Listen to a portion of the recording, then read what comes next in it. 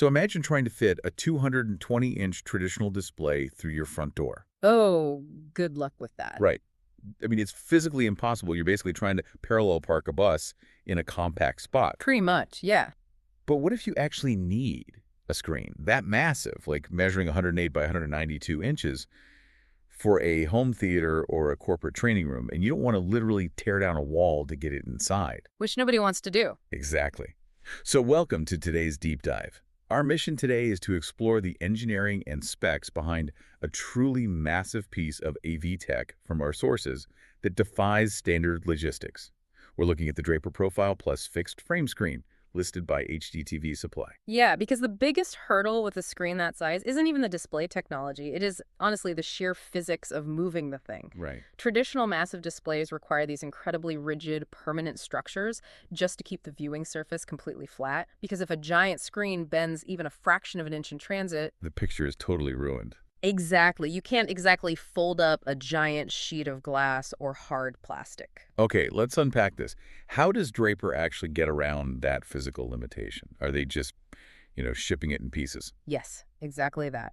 They bypass the spatial problem entirely because the screen cleverly ships completely unassembled. Oh, really? Yeah, the frame itself is made of highly modular, very lightweight aluminum. So it's essentially giant, high-tech, flat-pack furniture for cinephiles. That is a great way to put it. You break the system down into manageable components so you can actually navigate stairs, tight corners, or even standard elevators. And then you just put it together in the room. Right. The actual viewing surface attaches to that frame on site using this sliding hook and loop system. It completely removes the need for a heavy machinery or a demolition crew just to get a 220-inch display into a regular room. Okay, so we've solved the logistics of getting it through the door by making it a lightweight flat pack. But usually, when you piece something together like that, you lose structural integrity. You would think so, yeah. All right, I'm looking to the specs here, and the frame is less than 2 inches deep, and it features a zero edge, or borderless design. Mm-hmm. So I'm picturing a giant trampoline. If you don't have heavy steel springs pulling it taut on all sides, the middle is going to sag. How on earth do you keep 220 inches of fabric perfectly flat on a frame that thin without it looking just messy at the edges? What's fascinating here is it all comes down to extruded aluminum baffles. They're built right into all four sides of the frame. Okay. Think of these baffles like a highly engineered hidden skeleton. Aluminum is brilliant here because it doesn't really warp or bend under pressure. So the frame stays completely rigid, and that allows it to pull the fabric outward with equal force. Precisely. It provides immense uniform tension on every single millimeter of the edge. It's not just stretched, it is meticulously anchored. Wow. And that creates an optically seamless framing system that keeps the screen completely taut and floating, despite how minimal the profile actually is.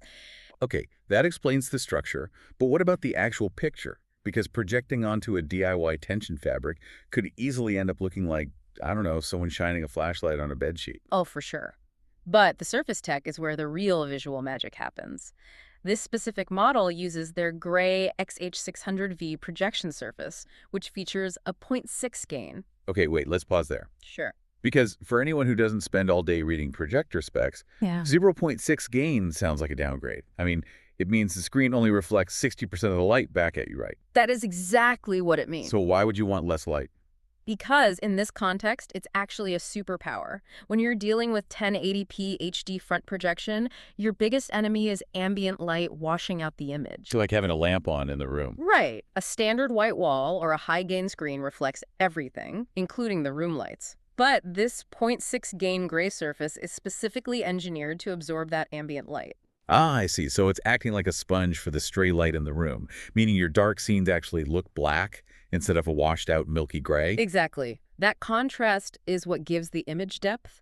It preserves the contrast and black levels, ensuring the image pops even if you don't have a pitch black dedicated theater environment. And because of that mullionless design we mentioned earlier, Zero edge. right, meaning there's no bulky border framing the image, there's a really unique application here. You can actually place adjacent screens side by side with zero separation. It is the ultimate payoff of this engineering. You aren't just installing a single screen, you are creating the potential for a continuous visual canvas that scales as wide as you need it to go.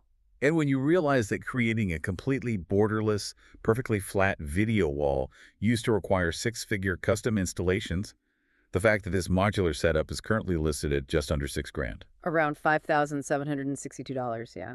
Yeah, that really shifts the landscape for corporate spaces and home theaters.